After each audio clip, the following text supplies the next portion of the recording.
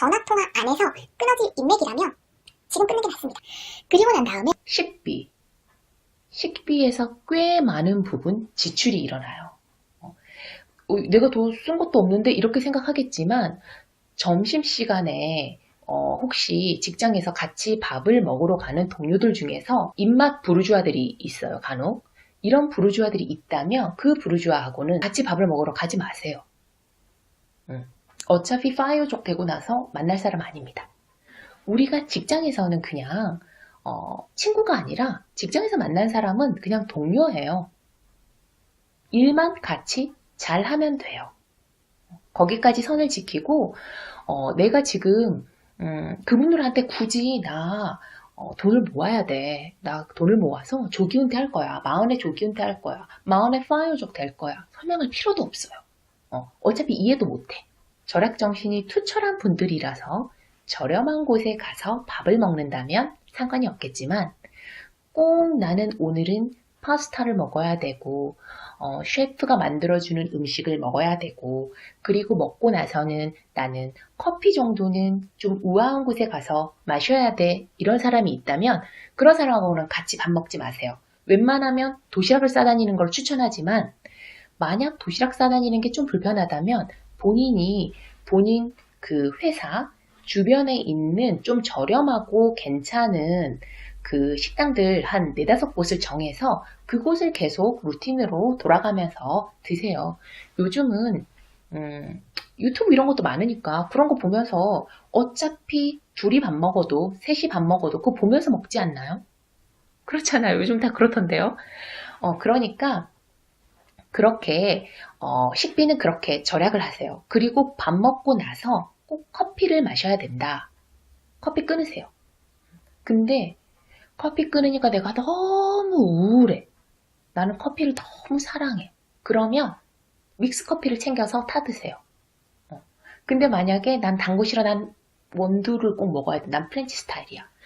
라고 한다면 집에서 요즘 인터넷에서 보면 굉장히 저렴한 원두 팔거든요. 원두 갈아서 직접 내려 마시거나 아니면 그냥 티백으로 된 거 있죠. 그런 거 갖다 놓고 나 우울할 때마다 총총총 해서 그런 걸 드세요. 파이어족이 되기 전까지 조기 은퇴를 하기 전까지는 목표를 명확하게 세우고 이미지 맵 얘기했었죠. 그 이미지 맵을 내가 상상하면서 이 정도의 소비 컨트롤은 하셔야 돼요.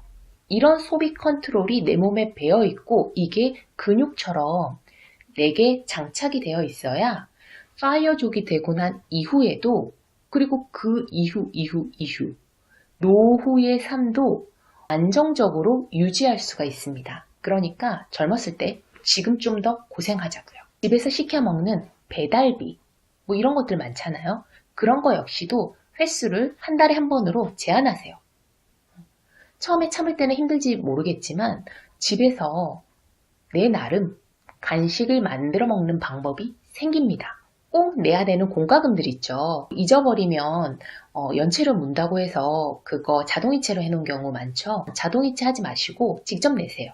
직접 뭐 인터넷으로 계좌이체 해주는 거 있죠. 그렇게 하세요.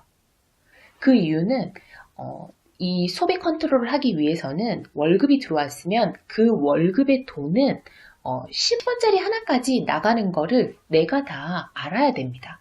하지만 자동이체를 내서 돈이 빠져나가면 이 돈이 언제 나갔는지 잘 몰라요. 그래서 이 공과금도 자동이체를 다 끊고 할 수 있는 것들은 다 내 손으로 직접 계좌이체를 합니다. 그러면 또 이 역시 이번에는 이 뭐 전기세, 가스요금 얼마가 나갔구나 이런 것들을 알 수 있어요. 여기까지 했으면 내가 어디에서 과소비를 하고 있었고 또 어느 부분에서 돈이 술술 새나갔구나 이런 것들 거의 알게 됐을 텐데요. 그러고 난다면 그 다음에는 내가 돈이 술술 새나갔던 그 부분을 다 지워버립니다. 하나씩 삭제를 하세요. 배달비, 외식비, 점심에 나가가지고 커피 꼭 마셔야 했던 것들, 그리고 통신비에서 술술 새나갔던 부분 이런 것들 다 가지치기를 해버리세요. 꼭 써야 되는 그 돈 있죠. 그 돈만 따로 통장으로 옮겨 놓습니다. 그리고 나머지 돈은 저축하는 돈이에요. 이렇게 쓰는 돈과 저축하는 돈을 분리했죠. 그렇게 되면 이 쓰는 돈과 저축할 돈이 몇 퍼센트 비율인지가 나오게 됩니다. 그러면 우리가 보통 처음 생각했던 거, 그래도 짠테크를 하려면, 절약을 하고 목돈을 모으려면 월급의 60%, 최소 60%는 저축을 해야 된다고 했는데 어디서 막 주워들은 얘기가 있어요. 하지만 이렇게 해서 적어보면 60% 저축은커녕 40%도 채 안 될 확률이 높거든요. 만약 그렇다면 다시 가지치기가 들어가야 됩니다. 내가 처음 목표를 월급에 저 같은 경우는 월급의 70%를 잡았어요. 파이어족이 돼야지라고 작정을 하고 실질적으로 제가 막 악착을 떨었던 거는 30대 중반이 넘어서였어요. 물론 여러분들이 더 일찍 시작하면은 덜 고통스럽게 그리고 좀 더 많은 목돈을 모을 수 있겠죠. 하지만 저 같은 경우는 30대 후반에 본격적으로 정말 허리띠를 졸라맸거든요. 저는 처음에 70% 목표를 잡았어요. 그래서 70%를 오롯이 저축을 하다가 거의 80%까지 저축률을 늘렸거든요. 저축을 하다 보면은 저축 생활에도 근육이 붙어요. 그래서 처음에는 불가능할 것 같았지만 그게 점점 늘어요. 이것도 줄일 수가 있네? 저것도 줄일 수가 있네? 이렇게 돼요. 그리고 여기에 재미를 붙이게 되고요. 내가 처음 세웠던, 저는 70%까지 저축을 했으면 좋겠어요, 여러분들이. 하지만 아직 안 된다면 적어도 60%는 돼야 돼요. 내가 버는 월급의 반 이상은 저축을 해야 돼요. 반 밑으로 저축을 한다면 그거는 남는 돈 저축하는 거지. 그럼 안 돼요. 저축 먼저. 그리고 남아있는 돈에서 맞춰가지고 소비를 해야지. 내가 그래도 아껴서 다 쓰고 나서 대신 아낄 거야. 아껴서 쓰고 나서 나머지를 저축해야지. 그거는 말도 안 돼요. 저축을 툭 잘라서 해버려야 돼요. 저 같은 경우는 80%까지 줄이면서 주변에 다른 전장님들이 있잖아요. 그러면은 거의 어떤 수준이었냐면 외제차를 거의 다 타고 다녔어요. 외제차를 타고 다니는 수준이었어요. 국산차를 찬다고 해도 국산차 중에서 굉장히 하이 레벨의 차를 거의 다 타고 다녔어요. 근데 저는 80% 저축을 하기 위해서 버스를 타고 다녔어요. 버스를 타고 다녔지만 저는 하나도 하나도 그게 뭔가 창피하거나 나 왜 이렇게까지 해서 모아야지? 그런 생각 전혀 안 들었어요. 왜? 나한테는 내가 하고자 하는 그 이미지맵, 내가 가야 되는 목표가 명확했고, 내가 세웠던 그 내 지출의 계획들, 그리고 저축의 계획들이 굉장히 명확했기 때문에 이거를 이루어 나가고 달성해 나가는 게 너무 기뻤어요. 그리고 하나의 팁은 또 불어나는 통장을 보면서 너무 기분이 좋았어요. 아, 내가 다른 사람이 준 목표가 아니라 내가 세운 계획인데 내가 세웠는데 그거를 내가 이뤘구나. 우리가 어렸을 때부터 성장하면서 보통의 계획이나 목표는 남이 주고 부모님이 주고 학교 선생님이 주고 이렇게 하지 내가 목표를 설정해서 달려가는 경우가 많지 않아요.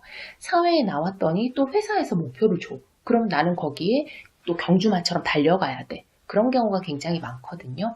하지만 이거는 내가 세운 목표잖아요. 그리고 이거를 해가면서 계속 수정을 해 나가야 돼요. 빠져나가는 돈과 저축하는 돈을 딱 정했으면은 이제는 그 저축하는 거는 저축통장에 당연히 가 있겠죠. 그리고 쓰는 돈, 이 쓰는 돈은 가계부에 하나, 100원짜리, 10원짜리까지 하나하나 다 적어야 돼요. 매일매일 적으세요. 하루가 지나버리면 또 잊어버려요. 그러니까 생각났을 때 하루를 마무리하는 걸로도 좋아요. 소비 일기처럼. 그러니까 이걸 쓰다 보면은 내가 계획했던 거 아무리 세밀하게 계획을 해도 거기에 오차가 생길 수밖에 없어요. 아까 매출 목표 정했던 것처럼. 그러면 그거는 또 보완을 해 나가면 돼요. 내가 오늘 돈을 조금 더 썼어요. 덜 써야겠지만 더 썼어요. 그러면 내일은 덜 써야겠죠. 그리고 이렇게 목표를 세우고 세밀하게 조정을 하다 보면은 나중에는 이 돈도 남아서 저축을 할 일이 생겨요. 그러면 그 돈은 또 따로 통장을 만들어서 저축을 하는 거예요. 그리고 절대 하지 말아야 될 것. 그것은 신용카드를 쓰는 거예요. 월급은 내가 일을 해서 한 달 뒤에 받게 되죠. 그러면 이 한 달 뒤에 받은 이 돈 내에서 저축을 하고 쓰는 거지, 미리 돈을 쓰고 신용카드로 긁고 나서 미리 쓴 돈을 위해서 일을 해야 된다는 것은, 이거는 정말 노예 중에서도 하급 노예예요. 그렇지 않나요? 내가 갑자기 내 몸이 너무 아픈데 내가 일을 못할 상황이 올 수도 있는 거잖아요. 사람 앞날 모르는 건데 뭐를 믿고 할부나 신용카드로 미리 긁어가지고 돈을 쓰나요? 절대 안 돼요. 신용카드는 지금 당장 잘라버리세요. 그리고 체크카드. 이 체크카드, 내가 그때 이전에 얘기할 때 체크카드보다도 현금을 써라 라고 얘기를 했는데, 솔직히 버스 탈 때마다 뭐 할 때마다 다 현금으로 내는 게 만약에 나는 너무 힘들다, 그렇게 얘기를 한다면 체크카드를 사용하되 체크카드도 몇 개로 나눠주세요. 하나의 체크카드에는 만약에 뭐 식비와 차비만 넣었다면 내가 계획한 그 식비와 차비의 돈 있죠. 50만 원이야. 그러면 그 50만 딱 넣어놔야 돼요. 여기에 돈을 풍족하게 넣어놓으면 이게 신용카드랑 뭐가 달라요? 그쵸? 그 풍족한 안에서 막 쓸 텐데. 그렇기 때문에 딱 정해진 돈만 넣고, 그 두 번째 뭐 체크카드에는 뭐 외식비 뭐 이런 거를 여기에서 지출하기로 했다면, 거기에는 내가 외식비로 설정했던 그 돈 5만 원이다. 그럼 거기에는 5만 원만 넣으세요. 그렇게 돈은 세부적으로 분류를 해야 되고, 그리고 그 세부적으로 분류한 것에도 이름을 달아놔야 돼요. 월급을 받아서 통장에 스쳐서 돈이 사라져 버리는 이유는 그 돈에 이름을 정하지 않았기 때문이에요. 그냥 돈. 그러니까 내가 그냥 쓰면 이 돈 내에서 그냥 막 나가버려. 그렇게 하면은 안 돼요. 그래서 아까 우리가 계획을 세웠죠. 그러니 식비, 통신비, 외식비, 품위 유지는 당분간은 하지 않도록 해요. 몸도 지금 현 상태를 그냥 그대로 좀 웬만하면 유지를 하세요. 그래서 그렇잖아요. 지금 가지고 있는 옷, 그 옷이면 파이어족 될 때까지 버틸 수 있어요. 자, 오늘은 월급을 어떻게 관리하느냐. 내가 돈을 모을 수 있는 방법은 지금 월급 받은 거를 절약할 수 있는 방법밖에는 없잖아요. 그렇기 때문에 악착같이 조금은 치열하게 극단적으로 모을 수 있는 방법을 생각해서 모을 수 있을 때 최대한 모아야 됩니다. 이렇게 월급을 모아야 이 돈이 종잣돈이 되고, 종잣돈이 목돈이 돼서 파이어족이 하루라도 빨리 될 수 있겠죠? 그렇기 때문에 월급 관리는 제가 오늘 설명했던 대로 치밀한 계획 하에서 다 적고 분류해서 관리를 해보세요. 이거는 지금 당장 하기를 권합니다. 다음 소비다룸 시간에 만날 때까지 오늘 했던 이거 역시 소비다룸 1에서 다뤘던 거와 2에서 다뤘던 거 둘 다 숙제입니다. 이거 잊지 말고 하세요. 다음 시간에는 더 좋은 내용으로 찾아올게요. 다음 시간에 또 봐요. 안녕!